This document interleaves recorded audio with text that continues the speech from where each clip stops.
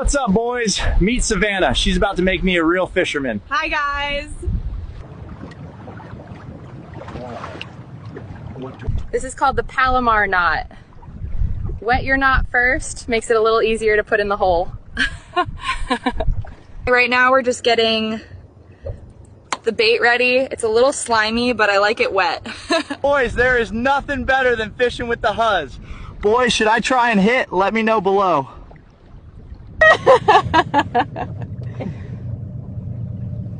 Engage that core, let the rod work us.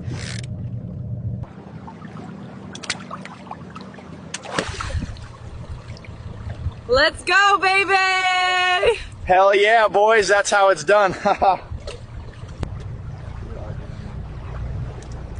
Long, steady strokes, let the blade do the work. Thanks for watching, boys! Drop a like if you want a night dive episode.